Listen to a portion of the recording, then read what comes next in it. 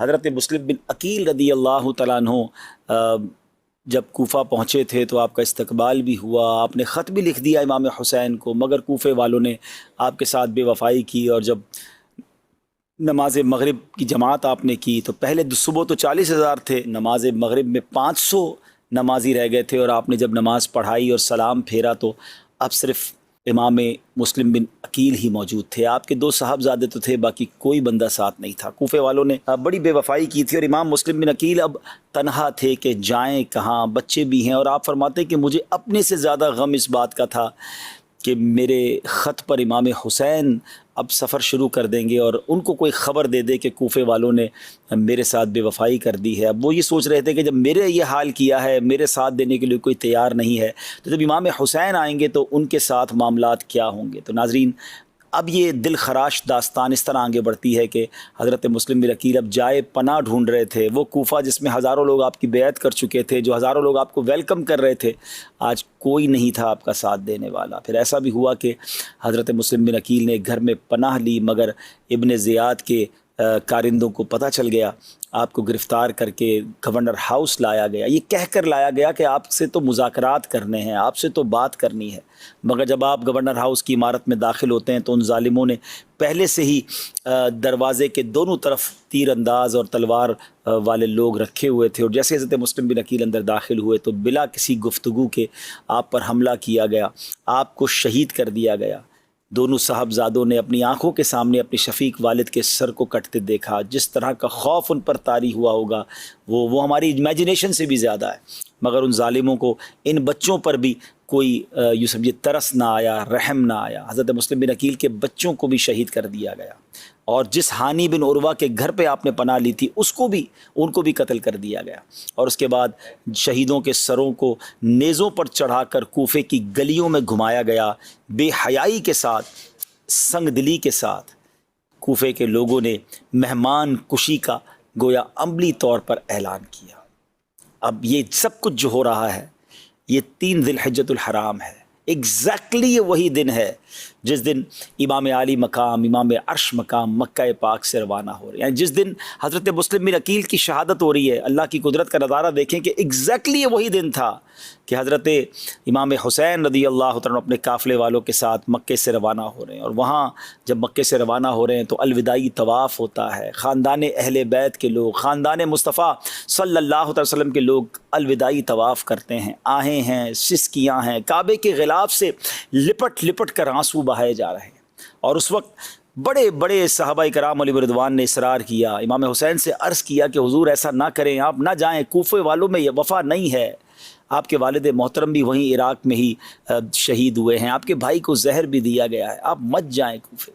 اب اس پہ بڑے بڑے نام ہیں، حضرت ابن عباس، حضرت ابن عمر، حضرت جابر، حضرت ابو سعید خدری اور دوسرے صحابہ کرام رضوان اللہ تعالیٰ علیہ مجمعین نے آپ کو بہت کوشش کی، بہت عرض کیا کہ حضور نہ کریں، آپ مت جائیں، مگر امام حسین کی بھی بات بڑی ویلڈ تھی کہ آپ نے کہا کہ پہلے تو کوفے کے لوگوں نے مجھے خط لکھے ہیں، اور 1 2 نہیں سینکڑوں لیٹر آئے ہیں، تو اور وہ چاہتے ہیں کہ وہ میرے ہاتھ میں بیعت کریں، اور پھر میں نے اس بات کو کنفرمیشن کرنے کے لیے امام حضرت مسلم بن عقیل کو بھیجا، وہ وہاں گئے، وہاں ہزاروں لوگوں نے ان کے ہاتھ میں بیعت کر لی ہے، ان کا مکتوب مجھے مل چکا ہے کہ حضرت تشریف لائیے، ایوری تھنگ از کلیئر، سب بہتر ہے، تو پھر میرا نہ جانا کیا ہے؟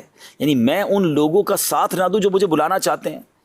لیکن وہاں تو پانسا پلٹ چکا تھا نا ناظرین۔ حضرت مسلم بن عقیل نے جو مکتوب لکھا تھا وہ تو اچھے وقتوں میں لکھا تھا، مگر چند ہی دنوں میں کوفے والوں نے تو بے وفائی کر دی تھی۔ اور اب کیا ہوا؟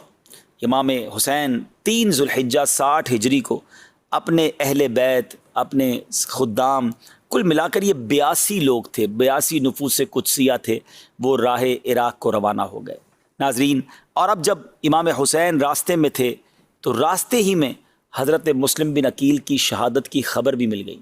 اب یہ کتنا بڑا یوں سمجھے دھچکا تھا کہ جس کو سفیر بنا کر بھیجا تھا، جس کے خط پر ہم جا رہے ہیں، انہی کو شہید کر دیا گیا۔ تھوڑی دیر کے لیے تو قافلہ رک گیا، مگر پھر سب کا مشورہ یہی ہوا کہ ہمیں سفر ترک نہیں کرنا چاہیے، ہمیں جانا چاہیے۔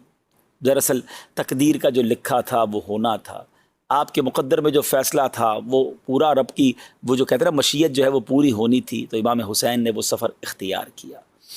اب جب 2 منزل کوفہ رہ گیا تھا تو ایک یوں سمجھیے کہ گھڑ سوار نے اپنے 1000 گھڑ سواروں کے ساتھ، اپنے 1000 لوگوں کے لشکر کے ساتھ امام حسین کے لشکر کو انٹرسیپٹ کیا، روکا، اور ان کا نام تھا حر بن یزید ریاحی، اور اس کے ساتھ 1000 ہتھیار والے سوار بھی تھے۔ تو انہوں نے کہا کہ مجھے ابن زیاد نے بھیجا ہے اور آپ کے لیے کہا ہے کہ آپ کو اپنے ساتھ لے کر جانا ہے۔ تو امام حسین نے کہا کہ میں تو لڑائی کرنے آیا نہیں ہوں، مجھے کس بات کی وجہ سے آپ گرفتار کرنے آئے ہیں؟ میں تو تمہارے خطوط کی وجہ سے آیا ہوں، اور مجھے سینکڑوں خطوط لکھے گئے ہیں کوفہ کے لوگوں کی طرف سے۔ حر کہتا ہے مجھے تو معلوم ہی نہیں آپ کو خط لکھے گئے ہیں، ہمارا اس سے کوئی تعلق نہیں، ہمیں آرڈر ملا ہے، ہم آپ کے پاس آ گئے۔ امام حسین نے کہا ٹھیک ہے۔ امام حسین نے پہلے تو وہ خط دکھائے، کافی سارے خطوط دکھائے، اور پھر کہا کہ اگر پھر بھی تم مجھے نہیں جانے دینا چاہتے یا تم نہیں پسند کرتے ہو کہ میں کوفہ جاؤں تو مجھے راستہ دے دو، میں واپس چلا جاتا ہوں، میں لڑائی کرنے تو آیا نہیں۔ ناظرین یہ بات بڑی سمجھنے والی ہے کہ جس کو فائٹ کرنی ہو، جس کو لڑائی کرنی ہو، وہ بچے لے کے نہیں جاتا ساتھ، وہ فیملی کے لوگ لے کے ساتھ نہیں جاتا، وہ بغیر ہتھیار کے نہیں جایا جاتا۔ تو امام حسین تو آپ سوچیے ان کی ازمپشن کیا تھی، ان کی سوچ کیا تھی کہ وہاں تو ویلکم کیا جائے گا، وہاں تو لوگ بیعت کریں گے، حضرت مسلم بن عقیل کے ہاتھوں میں ہزاروں لوگوں نے بیعت کر لی ہے، تو آپ تو اس خیال سے جا رہے ہیں کہ وہاں جا کے اسلام کی دعوت، نیکی کی دعوت، لوگوں کی اصلاح کی باتیں کرنی ہیں، اور یہاں تو معاملہ ہی کوئی اور تھا۔ لیکن حر کے دل میں اہل بیت کی محبت بھی تھی، وہ بے ادبی نہیں کرنا چاہتا، وہ کہتا حضور میں مجبور ہوں، مجھے حکم ملا ہے، اس لیے مجھے اس پر عمل کرنا ہے۔ لیکن امام حسین رضی اللہ تعالیٰ یہ فرماتے رہے کہ مجھے واپس جانے دو۔ بہرحال نماز کا وقت ہوا تو امام حسین نے کہا میں نماز پڑھنی، اگر آپ اپنی نماز الگ پڑھنا چاہتے ہیں تو پڑھ لیں۔ تو کمال دیکھیں کہ حر کہتے ہیں کہ نہیں، نماز تو میں نے آپ ہی کے پیچھے پڑھنی ہے۔ امام حسین نے امامت کی، اپنے قافلے والوں کی بھی امامت کی، اور حر اور ان کے قافلے والوں نے بھی آپ کے پیچھے نماز پڑھی۔ مگر ابن زیاد کو کچھ کہتے نا بھنک پڑ گئی کہ حر وہ سختی نہیں کر پا رہے جو کرنی چاہیے، معاذ اللہ اس کا ارادہ تو کچھ اور تھا نا۔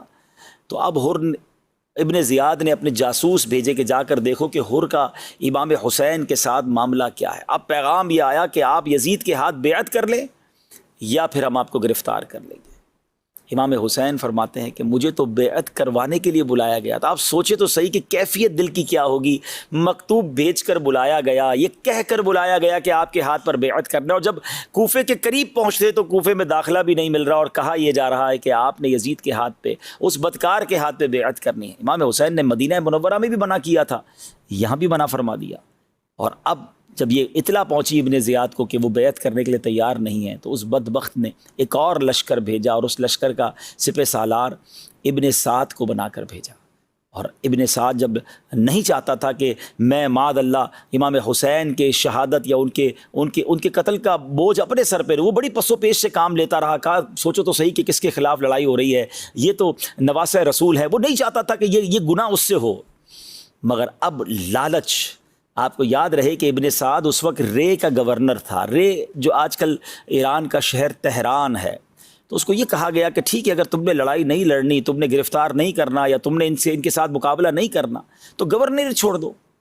ایک طرف دنیا کی گورنری ہے، ایک طرف دنیا کا مال ہے، اور دوسری طرف اسے یہ احساس بھی ہے کہ میں کتنی بڑی غلطی کرتے جا رہا ہوں۔ یہاں میں ایک اور بات بتاتا چلو ناظرین کہ جب شیطان دل پر قبضہ کرتا ہے تو انسان سے کیسے کیسے گناہ کرواتا ہے۔ آپ کو معلوم ہے ابن سعد کون تھا؟ یہ کوئی اور نہیں، حضرت سعد بن ابی وقاص کا بیٹا۔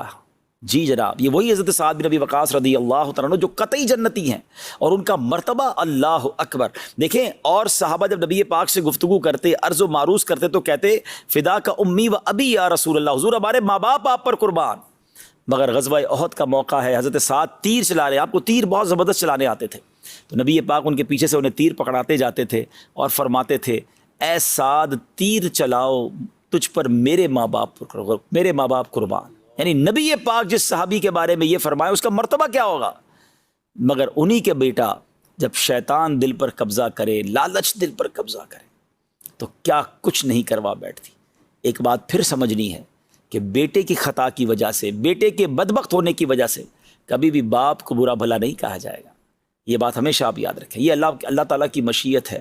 کبھی کسی ولی کے یہاں ڈاکو پیدا ہو جاتا ہے اور کسی ڈاکو کے یہاں ولی بھی پیدا ہو سکتا ہے، تو ہمیں کبھی یقیناً والد تو کوشش ہی کر سکتا ہے نا، مگر ہدایت اللہ کی طرف سے، جس کے نصیب میں بدبختی لکھی ہے بدبختی آ جاتی ہے۔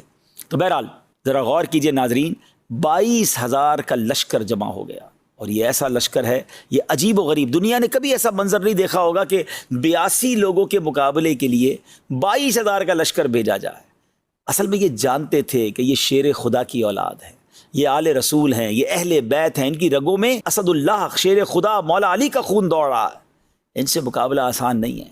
22,000 کا لشکر ہے، اور ان ظالموں نے ایک اور کام کیا کیا ناظرین، کہ وہاں فرات نہر قریب ہی تھی، ادھر پانی بند کر دیا، خاندان نبوت کے لوگوں کو پانی بھی نہیں پینے دیا گیا ہے۔ اور آپ یعنی ذرا سوچے کہ پانی قریب ہو اور پانی نہ پینے دیا جائے، یہ بات بہت زیادہ جلدی سمجھ سکتا ہے جو کبھی 1-2 دن فاقے سے رہا ہو۔ 3 دن کے بھوکے پیاسے ہیں، جس میں خواتین بھی ہیں، بچے بھی ہیں، تاکہ ان کے اندر نکاہت آ جائے، ان کی جو قوت ہے وہ تھوڑی ویک ہو جائے، ان سے لڑائی کرنا آسان ہو جائے۔ بہرحال ناظرین، یہ 3 دن بھی گزر گئے، اور اس کے بعد امام حسین رضی اللہ تعالیٰ عنہ نے جس مقام کے بارے میں معلوم کیا کہ یہ مقام کون سا ہے، تو بتایا گیا کہ یہ تو کربلا کا مقام ہے۔ یہ محرم کی اب 2 تاریخ ہو چکی تھی، تو امام حسین واقف تھے کہ آپ کی شہادت کا مقام کربلا ہی ہے، جہاں اہل بیت کو راہ حق میں اپنے خون کی ندیاں بہانی ہوں گی۔ اب اس دن امام حسین کو نبی پاک علیہ الصلوۃ والسلام کی زیارت نصیب ہوتی ہے، اور پیارے آقا علیہ الصلوۃ والسلام نے آپ کو شہادت کی خبر بھی دی، اور آپ کے سینہ مبارک پر اپنا دست اقدس رکھ کر دعا فرمائی، اللہم اعط الحسین صبرا و اجرا۔ عجیب وقت ہے ناظرین، سلطان الدارین کے نور نظر کو صدہا تمناؤں سے مہمان بنا کر بلایا گیا، عرضیوں اور درخواستوں کی لائن لگا دی گئی، اور جب اہل کوفہ راتوں کو اپنے مکانوں میں امام کی آمد کی تشریف آوری کے خواب دیکھتے تھے، جماعتیں مدتوں تک صبح سے شام ان کے انتظار میں کھڑی رہیں، لیکن جب وہ کریم مہمان اپنے کرم سے ان کی زمین میں تشریف لاتے ہیں تو کوفیوں کا لشکر انہیں ان کا سامنا کرتا ہے، نہ شہر میں داخل ہونے دیتا ہے، نہ وطن واپس جانے دیتا ہے۔ اللہ اکبر۔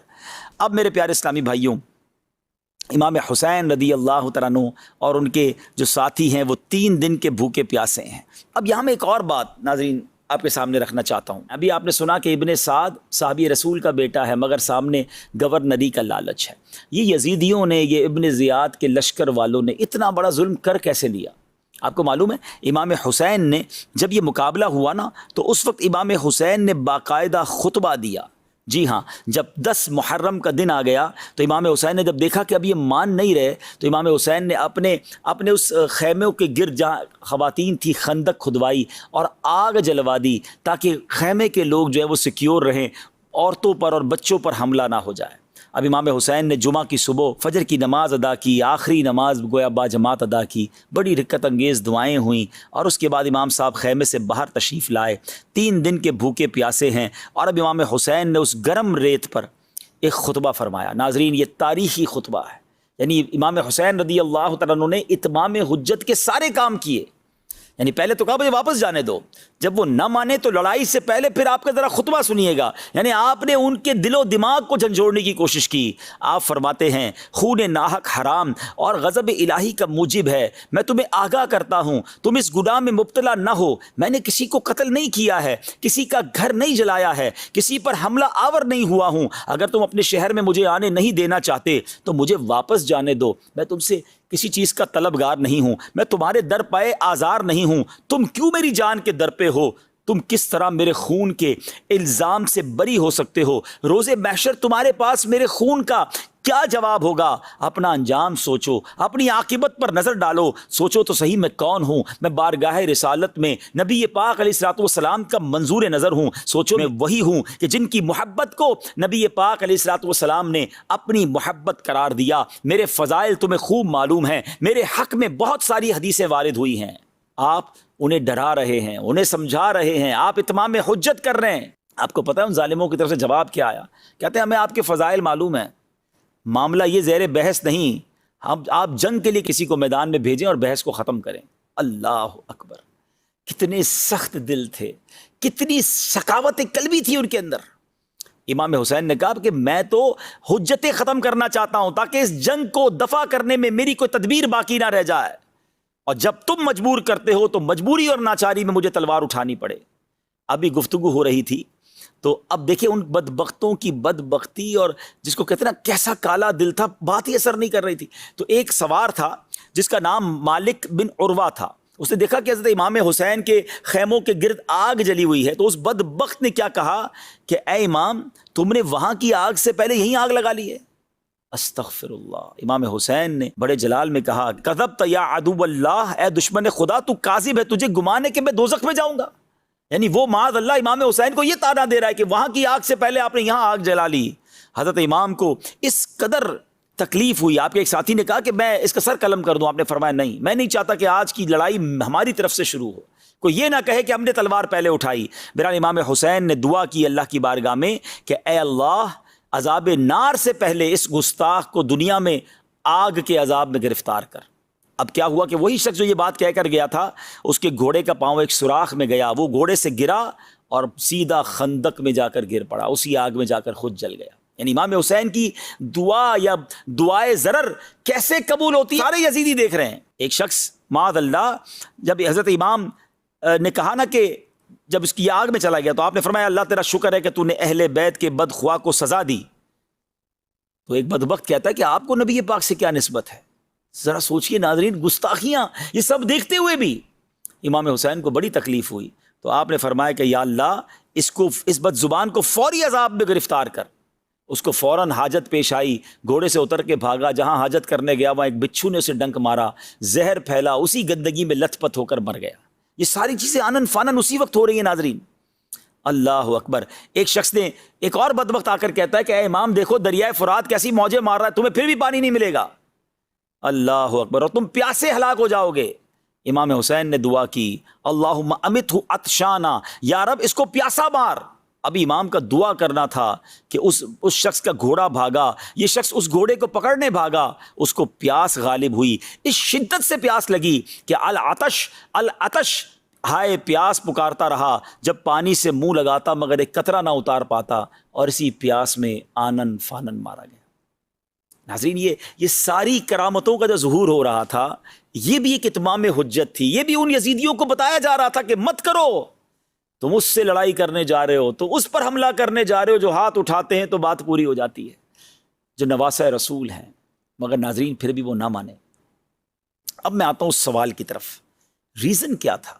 یہ تو کلمہ پڑھنے والے تھے، یہ تو اللہ کو بھی مانتے تھے، اللہ کے رسول کو بھی مانتے تھے، ان کو یہ حدیثیں بھی معلوم تھی، مگر ریزن کیا تھا؟ پھر کیسے اتنا بڑا گناہ ہو گیا؟ یہ بات آج ہم سب نے سیکھنی ہے ناظرین. بات یہ ہے کہ جب شیطان دل پر حاوی ہو جاتا ہے نا، جب لالچ انسان پر قابو پا جاتی ہے، تو پھر انسان ایسے گناہ کرتا ہے کہ دنیا حیران ہو جاتی ہے. آج بھی ہم حیران ہیں کہ یزیدیوں کو سمجھ نہ آئی کر کیا رہے ہیں، کہ اللہ کو جواب کیا دیں گے، اللہ کے حبیب کو کیا جواب دیں گے. ساری دنیا لعنت کرے گی ان پر، لیکن نہیں آئی نا سمجھ. اچھا یہ ایسا نہیں ہے کہ صرف اس زمانے میں ایسے گناہ ہوئے، کہ آج کے زمانے میں آپ گناہ نہیں سنتے، جرائم نہیں آتے سامنے؟ 5 سال کے بچے کے ساتھ، 2-3 سال کی بچی کے ساتھ ہیں فلاں واقعہ تو فلاں واقعہ، کسی نے کسی کے ہاتھ کاٹ دیے، ڈرل کر دیا، لوگ اپنی ماں کا قتل کر دیتے ہیں، اپنے والد کو مار دیتے ہیں. مگر کبھی کبھی یہ واقعات سن کر جھرجھری آ جاتی ہے کہ کیا کوئی انسان بھی یہ کر سکتا ہے؟ لیکن ہو رہا ہے نا. اس کا مطلب کیا ہے؟ کہ ایک لمٹ ہے ہماری. جب اس لمٹ کو بندہ کراس کرتا ہے نا، اور شیطانی کاموں میں اتنا انوالو ہو جاتا ہے، لالچ اتنا غلبہ پا جاتی ہے، کہ پھر انسان کی آنکھوں پر پردہ آ جاتا ہے. پھر وہ گناہ کرتا ہے، وہ جرم کرتا ہے، جو رہتی دنیا حیران ہو جاتی ہے کہ کوئی کیا انسان بھی اتنا سخت دل ہو سکتا ہے. آئیے میں آپ کو ایک حدیث سناتا ہوں، بات ذرا اور کلیئر ہو جائے گی. پیارے آقا مدینے والے مصطفیٰ صلی اللہ تعالی وسلم فرماتے ہیں، اور یہ ترمذی کی حدیث ہے، 2 بھوکے بھیڑیے بکریوں میں چھوڑ دیے جائیں، وہ اتنا نقصان نہیں پہنچاتے جتنا کہ مال و مرتبے کا لالچ انسان کے دین کو نقصان پہنچاتا ہے. اب سوچیں 2 بھوکے بھیڑیے ہوں، بکریوں میں چھوڑ دیں، چیر پھاڑ کر رکھ دیں گے نا. وہ اتنی چیر پھاڑ نہیں کرتے جتنا ہمارا دین برباد ہو سکتا ہے اگر دل میں لالچ ہے، مال کی، دنیا کی، مرتبے کی. آج کس کو نہیں ہے لالچ؟ یہ مال ہی کی لالچ میں تو ملاوٹ ہو رہی ہے نا، دوائیوں میں ملاوٹ. بندے کو یہ احساس نہیں کہ بندہ مر جائے گا دوائی کھا کر، کہتا مر جائے مجھے پیسے چاہیے. مگر یہ پیسے کدھر جائیں گے، کدھر لے جاؤ گے؟ جو ملاوٹ کر کے، ظلم کر کے، ڈکیتیاں ڈال کر، چوری کر کے بیچارہ بندہ تنخواہ لے کے نکلتا ہے، لوگ اس کی تنخواہ چھین کے چلے جاتے، پتہ نہیں کہ وہ پورا مہینہ کتنی بددعائیں دے گا، اس کا حال کیسے گزرے گا. یہ پیسے کیا کرو گے، کیسے کھاؤ گے ان پیسوں کو؟ یہ ظلم کرنے والا نہیں سوچتا، جو زمینوں پر قبضہ کر لیتے ہیں، کسی کا مال دبا لیتے ہیں، کسی کا جناب کسی کی چیز ہتھیا لیتے ہیں، اور کہتے ہیں میرا کوئی کچھ نہیں بگاڑ سکتا. تمہاری بھول ہے. ہاں یہ یزید بھی یہی کہتا تھا نا، کتنے سال اقتدار ملا اسے؟ 3 سال کچھ مہینے، پھر برباد، ایسی گندی موت مارا گیا، ساری دنیا اسے قیامت تک لعنت کر رہی ہے۔ تو یہ کیا ہے؟ یہ لالچ اور یہ حرام کی چیزیں کام نہیں آتی۔ خدا را ڈریے اس چیز سے، اور اپنے آپ پر سیٹسفائی نہ رہیں کہ میں بڑا نیک، میں بڑا پارسا۔ ارے بھائی، یہ بری صحبتیں، یہ گناہوں کی عادتیں، یہ چھوٹے چھوٹے ہی گناہ بندے کو بڑے گناہ کی طرف لے جاتے ہیں، یہ دل کالا ہوتا جاتا ہے۔ ایک اور آپ روایت سنیے کہ حضرت سیدنا حسن بصری سے روایت ہے کہ حب الدنیا رأس کل خطیئۃ، یعنی دنیا کی محبت ہر برائی کی جڑ ہے۔ یہ شراب ہے نا، شراب، یہ ام الخبائث اسے کہا گیا۔ یہ ایک شراب بندہ پیے، پھر اس کو نہ ماں کا پتہ نہ بہن کا پتہ، بڑے بڑے گناہ لوگ شراب پی کے کر جاتے ہیں۔ اب تو پتہ نہیں طرح طرح کے نشے آ گئے، نوجوان لڑکے یونیورسٹیوں میں لڑکے لڑکیاں جو ہے وہ شراب پی رہی ہیں، اور وہ پی رہے ہیں اور پتہ نہیں نشے کر رہے ہیں، اور کوئی روکنے والا نہیں ہے، اور وہ سمجھتے ہیں کہ کچھ نہیں ہوتا، تھوڑا سا یہ دوائی۔ اب تو نئی نئی باتیں شروع ہو گئی جناب، یہ تو ایک طرح سے جڑی بوٹی ہے، یہ تو جناب تھوڑی سی میڈیسن ہے، کس نے کہہ دیا یہ نشہ ہے؟ ارے جناب، اسی سے تو لوگ آگے بڑھتے بڑھتے پھر ہمیں گندی نالیوں پہ گرے ہوئے نظر آتے ہیں، اپنا جسم بیچتے ہوئے نظر آتے ہیں، اپنے بڑے بڑے گناہ کرتے نظر آتے ہیں۔ اب تو کیا کچھ انٹرنیٹ پر ڈارک ویب سائٹ اور پتہ نہیں کیا کیا ہم سن رہے ہیں۔ یہ سب کیا ہو رہا ہے؟ یہ سب شیطان نے ان کے دل مٹھی میں لیے ہوئے ہیں، ان سے وہ جرائم کروا رہے ہیں جو ہمارے تصور بھی نہیں ہم کر سکتے، ہم زبان سے اس کو بیان بھی نہیں کر سکتے۔ ہم کہتے ہیں یزیدیوں نے کیا، یقیناً بہت غلط کیا، برباد ہو گئے وہ لوگ، ہو بھی چکے اور آئندہ بھی ہوں گے، مگر آج کون سا کام ٹھیک ہو رہا ہے؟ آج بھی تو یزیدی طریقے پر لائف گزر رہی ہے، آج بھی تو شیطان کی باتیں مانی جا رہی ہیں۔ خدا را اپنے آپ کو بچائیے، اچھی صحبتیں اپنائیے، صحابہ اور اہل بیت کی محبت کی باتیں کیجیے۔ آج ہمیں اپنے صحابہ، اپنے اہل بیت بزرگوں سے، اللہ والوں سے دور کرنے کی سازش کی جا رہی ہے۔ طرح طرح کے لوگ آ گئے جناب دین کی انٹرپریٹیشن کرنے، اور وہ چاہتے ہیں کہ کسی طرح ہماری اساس ہی ختم ہو جائے، ہمارا لنک ختم ہو جائے۔ پہلے صحابہ، وہ اصل میں اللہ رسول کے خلاف بات کر نہیں پاتے، تو وہ کہتے ہیں صحابہ کے خلاف بات کرو، اولیاء کے خلاف بات کرو، اہل بیت کے خلاف بات کرو، تاکہ یہ لوگ ان سے محبت نہ کریں، اور آخرکار پھر اللہ رسول کو بھی چھوڑ دیں گے۔ یہ ہم سے ہمارا دین چھڑوانے آئے ہیں، یہ کسی ایجنڈے پر آئے ہیں۔ سمجھیں بات کو، ان سازشوں کو سمجھیں۔ اور میرے اعلیٰ حضرت امام اہل سنت نے تو 100 سال پہلے سمجھا دیا تھا کہ سونا جنگل، رات اندھیری، چھائی بدلی کالی ہے، سونے والوں جاگتے رہیے، چوروں کی رکھوالی ہے۔ یہ رکھوالی کرنے والے ہی چور ہیں، آنکھ سے کاجل صاف چرا لیں یا وہ چور بلا کے ہیں، تیری گٹھڑی تاکی ہے اور تو نے نیند نکالی۔ بہرحال اللہ کرے کہ ہم سمجھ جائیں اور ان بری صحبتوں سے بچیں، اور یزیدیوں نے یہ جو بڑا جرم کیا اس کی وجہ کو سمجھیں۔ یہ کلمہ پڑھنے والے، مسلمان کہلانے والے تھے، مگر پیسے کے لالچ نے، اقتدار کے لالچ نے، ہوس دنیا کی لالچ نے ان سے وہ کروا دیا جو عقل بھی کام نہیں کرتی۔ ہم بھی کبھی زندگی میں کوئی ایسا گناہ نہ کر جائیں، کوئی ایسی خطا نہ کر جائیں کہ نہ ہم منہ دکھانے جیسے رہیں، نہ ہمارے گھر والے منہ دکھانے جیسے رہیں، نہ ہمارا خاندان منہ دکھانے جیسا رہے۔ پوری امت کی بدنامی ہوتی ہے بعض اوقات کبھی ایسا کام کوئی کر جاتا ہے۔ تو اپنے آپ کو بچائیں، توبہ کرتے رہیں، اے اللہ ہمیں نفس و شیطان کے واروں سے بچا، ساری زندگی حسینی طریقے پر زندگی گزارنے کی توفیق عطا فرما۔ امام حسین کا خطبہ بھی مکمل ہو گیا ناظرین، مگر وہ ظالم نہ مانے، اور اب انہوں نے کہا کہ کسی کو لڑائی کے لیے بھیجا جائے۔ مگر اب ایک عجب واقعہ ہوتا ہے کہ آس پاس کے گاؤں کے لوگوں کو پتہ چل گیا تھا کہ اہل بیت کے لوگ آئے ہیں، تو انہوں نے کہا کہ حضور آپ پہلے نہیں جائیں گے میدان میں، پہلے ہم اپنی جانیں قربان کریں گے۔ کتابوں میں آتا ہے کہ 50 کے قریب لوگ جو ہیں وہ پہلے باری باری جاتے رہے مقابلہ کرنے، اور وہ شہید ہوتے چلے گئے۔ اور اس کے بعد ایسی بہت سارے واقعات ہیں، مگر ایک واقعہ میں چاہتا ہوں کہ مختصراً آپ کو سناؤں کہ اس پورے معاملے میں ایک عجیب، اور یوں سمجھیے کہ حسینی دولہ بھی ہے کہ جس کا واقعہ بھی بڑا کمال کا ہے۔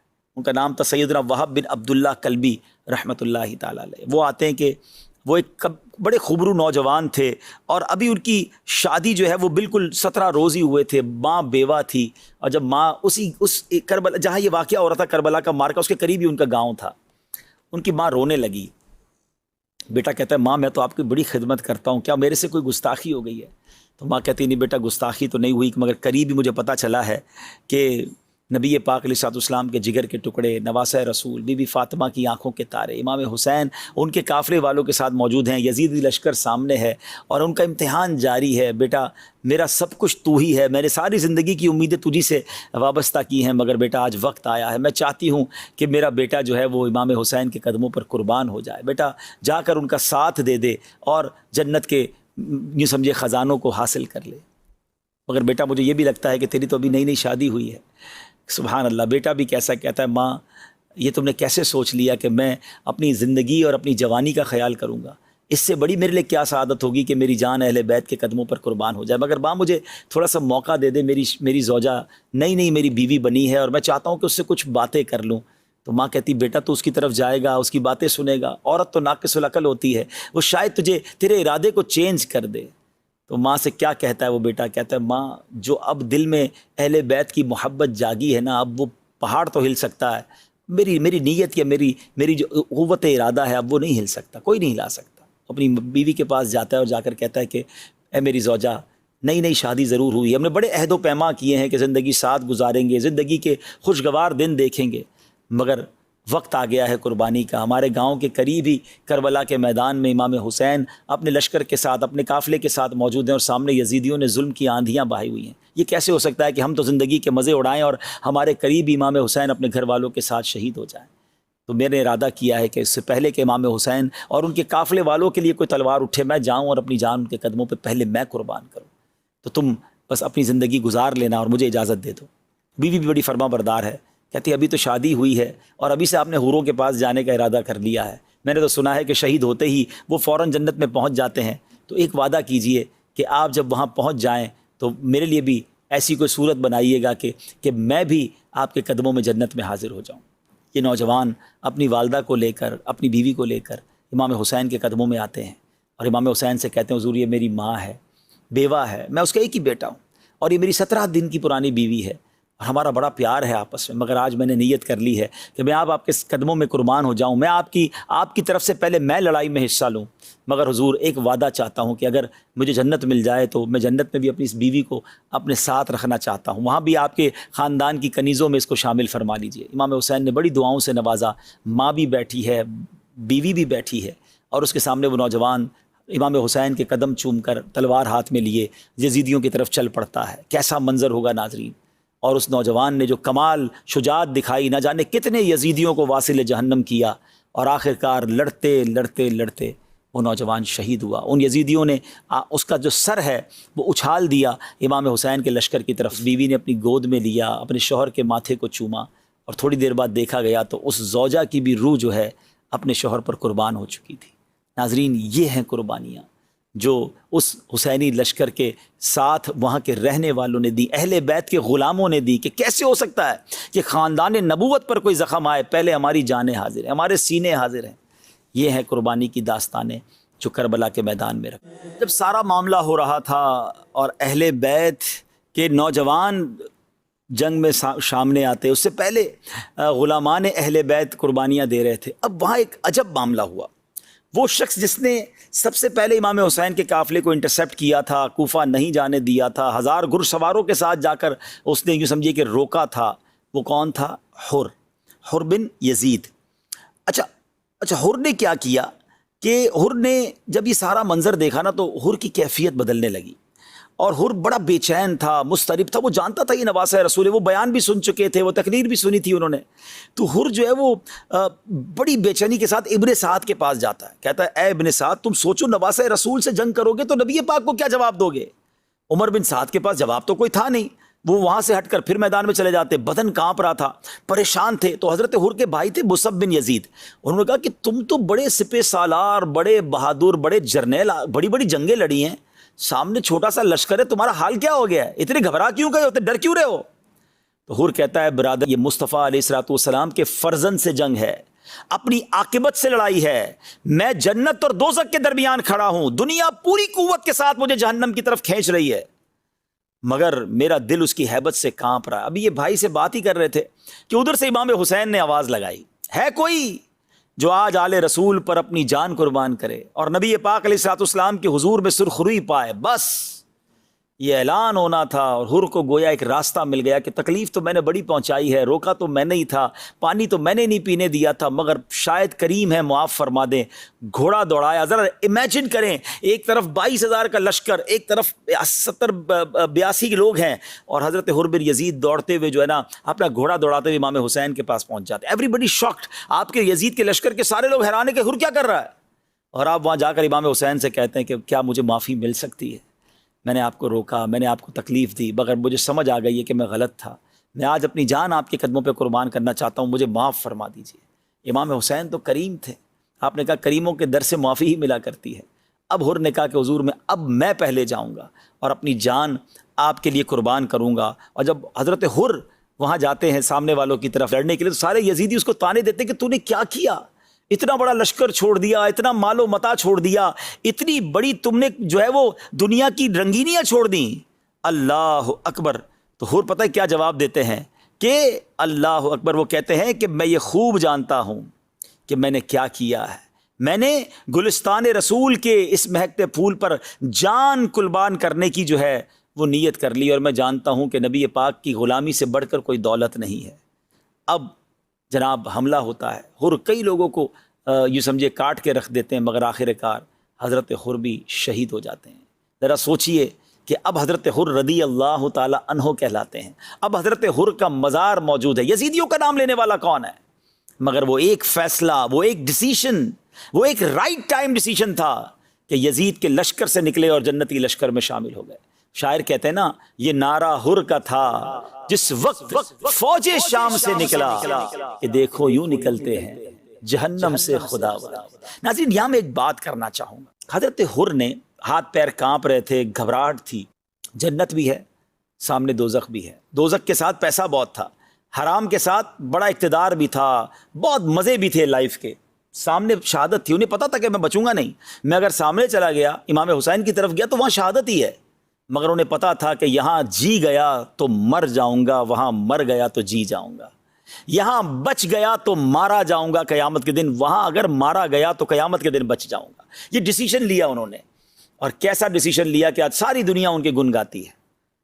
ہم میں سے کئی لوگ ایسے ہوں گے، ذرا غور سے سنیے گا، جو اس وقت شاید ملتی جلتی کیفیت میں ہیں، کوئی حرام کما رہا ہے، کوئی رشوت کا کام کر رہا ہے، کوئی سود کا کام کر رہا ہے، کوئی شراب پی رہا ہے، کوئی نشہ کا کام کر رہا ہے، کوئی ڈرگز بیچ رہا ہے، کوئی ڈکیتی کر رہا ہے، کوئی چوری کر رہا ہے، کوئی ظلم کر رہا ہے، کوئی جھوٹ بول رہا ہے، کوئی بدکاریاں کر رہا ہے، کوئی بری صحبتوں میں ہے، بے حیائی کے والے دوستوں میں ہے، گندی دوستیاں لگائی ہوئی ہیں۔ کبھی کبھی دل میں خیال آتا ہے، مسلمان تو ہے نا، یار چھوڑ دیتا ہوں، غلط ہے، اللہ کی طرف چلتا ہوں۔ پھر شیطان کہتا ہے نہیں چھوڑ کے جائے گا تو پھر مزے ختم ہو جائیں گے، پیسے ختم ہو جائیں گے، زندگی کی رونق ختم ہو جائے گی، ڈیسیشن نہیں لے پا رہا، کشمکش میں ہے۔ حضرت حر کے اس فیصلے کو یاد کیجئے ناظرین، کیا شاندار فیصلہ کیا، چند قدم کیا چلے، وہ یزیدی سے حسینی بن گئے، وہ یزیدی سے رضی اللہ تعالی عنہ بن گئے، جن کا کوئی نام لینے والا نہیں تھا آج ساری دنیا ان کا نام لینے والے بن گئی۔ کیوں؟ کریکٹ فیصلہ کیا، رائٹ ٹائم پر فیصلہ کیا۔ ہم میں سے بہت سارے لوگ ہیں جو صرف سوچ ہی رہے ہیں چھوڑ دوں گا یار، تھوڑے دنوں بعد چھوڑ دوں گا، شراب کا کام چھوڑ دوں گا، رشوت چھوڑ دوں گا، سود چھوڑ دوں گا، غلط کام چھوڑ دوں گا، چھوڑ نہیں رہے، اور کہیں ایسا نہ ہو یہی بری عادت لے کر قبر میں چلے جائیں، موقع ہی نہ ملے چھوڑنے کا۔ میں آپ کو صحیح بتاؤں، یہ آج ہی کا تو دن تھا نا، 10 محرم ہی کا تو دن تھا جب حضرت حر نے یہ فیصلہ کیا تھا۔ کیا آج میں اور آپ یہ فیصلہ نہیں کر سکتے؟ This is the right day for the right decision۔ بہترین موقع ہے اچھا فیصلہ کرنے کا۔ آؤ نا آج فیصلہ کر لیں کہ میں چل پڑتا ہوں اللہ کی رحمت کی طرف، میں چھوڑ دیتا ہوں حرام چیزیں، میں چھوڑ دیتا ہوں حرام کمائی، میں چھوڑتا ہوں حرام صحبتیں۔ تم ایک کام غلط چھوڑو تو صحیح، وہ رب کی رحمت تم پر برسنا شروع ہو جائے گی، حلال کے دروازے کھل جائیں گے، سکون کے دروازے کھل جائیں گے، برکت کے دروازے کھل جائیں گے۔ کب تک سوچتے رہو گے کہ کروں یا نہ کروں؟ ارے کر لو آج۔ آج حضرت حر کا وہ پیغام، کربلا کا میدان ہم سب کو پکار رہا ہے کہ آ جاؤ اللہ کی طرف، چھوڑ دو یہ برے کام۔ بلکہ اگر مجھے کوئی غیر مسلم بھی سن رہا ہے نا، میں تو اس کو بھی دعوت دیتا ہوں، آ جاؤ اسلام کی طرف، آ جاؤ میرے اللہ کے دین کی طرف، یہی راہ نجات ہے، یہی آخرت کے لیے تم سب کے لیے بھی۔ ایسے مجھے معلوم ہے کہ کئی لوگ ہیں جو مسلمان نہیں ہیں مگر کربلا والوں سے محبت کرتے ہیں۔ اگر کربلا والوں سے محبت کرتے ہو تو ان کے خدا سے بھی محبت کر لو نا، وہ جس کا کلمہ پڑھتے ہیں اس نبی کا کلمہ بھی پڑھ لیجئے نا، آ جائیے۔ تو آج موقع ہے چل پڑنے کا، چھوڑیے بری چیزیں اور نیکی کی طرف چل پڑیے۔ یہ کر لیا حضرت حر نے اور کامیاب ہو گئے۔ ناظرین اب حضرت حر بھی شہید ہو گئے، اب ایک ایک کر کے خاندان نبوت کے، خاندان رسالت کے چشم و چراغ جانے لگے، ہاتھ میں تلوار لیتے اور پشتوں کے پشتے لگا دیتے۔ ابن سعد کا یہ کہنا ہے کہ اگر ہم کوئی فریب نہ لاتے، ہم پلاننگ غلط نہ کرتے، ایک ساتھ حملہ نہ کرتے، ان کو بھوکا پیاسا نہ رکھتے، تو شاید 22,000 کا لشکر بھی ان پہ قابو نہ پا سکتا تھا، کیونکہ یہ ذوالفقار چلانے والے مولا علی کی اولاد میں سے تھے، ان کی رگوں میں مولا علی کا خون چلتا تھا، وہ فاتح خیبر کی اولاد تھے۔ ایک ایک کر کے خاندان نبوت کے چشم و چراغ شہید ہوتے گئے، اور پھر علی اکبر نے اجازت چاہی۔ علی اکبر کون ہیں؟ امام حسین کے بڑے صاحبزادے، ہم شکل مصطفیٰ ہیں، جوان۔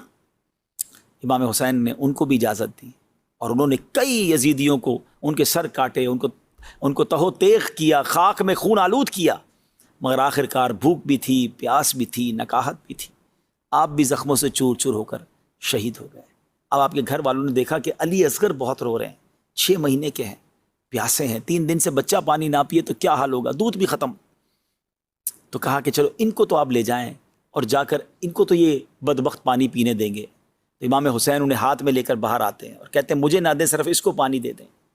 مگر ان بدبختوں کی بدبختی دیکھیں کہ ایسا تیر تاک کر چلایا کہ حضرت علی اصغر کے گلے میں پیوست ہو گیا، پیاسا گلا، پانی تو نہ دیا مگر شہید کر دیا۔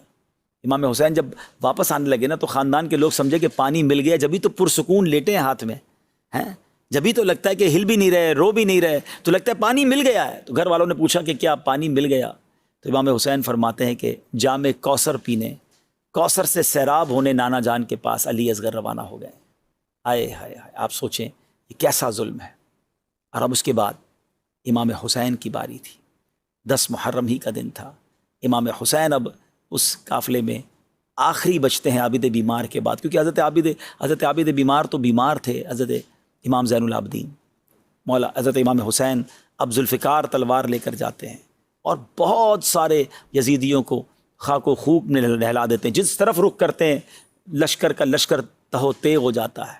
مگر آخر کار آپ بھی پیاسے تھے، کئی دنوں کے پیاسے تھے، زخموں سے چور چور ہو کر آپ بھی شہید ہو جاتے ہیں۔ ان ظالموں کو اس پر بھی بس نہیں ہوتی، آپ کا سر انور تن سے جدا کر کے وہ ظالم نیزے پر اٹھاتے ہیں۔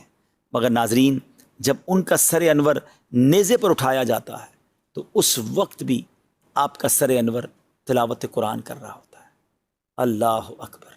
امام حسین نے کربلا کے میدان میں آپ کے قافلے والوں نے نمازیں بھی ادا کی، اور نیزے پر جو سر انور نے تلاوت کی، یہ سب ہمارے لیے میسج ہے۔ عبادت ہو تو ایسی ہو، تلاوت ہو تو ایسی ہو، سر شبیر تو نیزے پہ بھی قرآن سناتا ہے۔ اب ذرا سوچیں کہ ہم حسینی بھی کہلائیں، پنجتن کے غلام بھی کہلائیں، نہ ہمیں نماز پڑھنے کا شوق، نہ تلاوت قرآن کا شوق، بتائیں نا یہ کیسی غلامی ہے۔ امام حسین تلوار کے سایوں میں نماز پڑھیں، ہم اپنے بیڈ روم میں رہیں اور ہماری فجر کی نماز قضا ہو جائے، ہم آفس میں جائیں تو ظہر عصر مغرب قضا ہو جائے، ہم دوستوں میں جائیں تو عشاء قضا ہو جائے۔ یہ کیسی حسینیت ہے، یہ کیسی پنجتن پاک کی غلامی ہے۔ ان کا سر انور تو نیزے پہ تلاوت کرے اور ہمیں تلاوت قرآن کرنا ہی نہ ہے۔ یا بڑی تعداد ہم میں وہ ہے جو پورا سال قرآن نہیں پڑھتی ہے۔ نہ کرے ناظرین ایسا، خدا را حسینیت، اگر حسینی واقعی بننا ہے نا تو نماز کے پابند بنے، قرآن کے پابند بنے، ظلم سے دور رہیں۔ یزیدی ظالم تھے نا، ہم کہتے ہیں ہم ظالم نہیں ہیں، ہم سمجھتے کسی کا قتل کرنا ہی ظلم ہے۔ ارے کسی کو برا بھلا کہنا بھی تو ظلم ہے، کسی کا دل دکھانا بھی تو ظلم ہے، کسی کا مال دبا لینا بھی تو ظلم ہے، کسی پر روب جمانا بھی تو ظلم ہے۔ ظلم کی تو بہت ساری قسمیں ہیں نا۔ امام حسین مظلوم تھے، یزیدی ظالم تھے۔ ہم مظلوم بن جائیں مگر ظالم نہ بنیں۔ لوگ کہتے ہیں میں کیسے مظلوم بن جاؤں، مجھ پر ظلم ہے، میں تو بدلہ لوں گا، میں تو اینٹ کا جواب پتھر سے دوں گا۔ تو پھر کیسے حسینی ہیں آپ؟ ہمارا کام بدلہ لینا نہیں، ہمارا کام معاف کرنا ہے، ہمارا کام درگزر کرنا ہے، ہمیں ہماری وجہ سے کسی مسلمان کو تکلیف نہ پہنچے۔ تو بہرحال کربلا کا واقعہ آپ نے سنا، بہت کچھ پیغام دیتا ہے یہ کربلا کا میدان۔ نماز کا پیغام دیتا ہے، صبر کا پیغام دیتا ہے، تلاوت کا پیغام دیتا ہے، لالچ اور دنیا کے اقتدار اور مال کی لالچ سے بچنے کا پیغام دیتا ہے، اللہ کی رضا پر راضی رہنے کا پیغام دیتا ہے۔ اللہ کرے کہ ان میسیجز کو ہم ریسیو کریں اور اپنی زندگی میں یہ بدلاؤ لائیں۔ اللہ مجھے بھی عمل کرنے کی توفیق دے، آپ کو بھی توفیق نصیب فرمائے۔ آخر میں منقبت میں تو پنجتن کا غلام ہوں، اس کے 2 اشعار سن کر ہم اپنے پروگرام کو ختم کرتے ہیں۔ صلو علی الحبیب صلی اللہ تعالی علی محمد صلی اللہ علیہ وسلم۔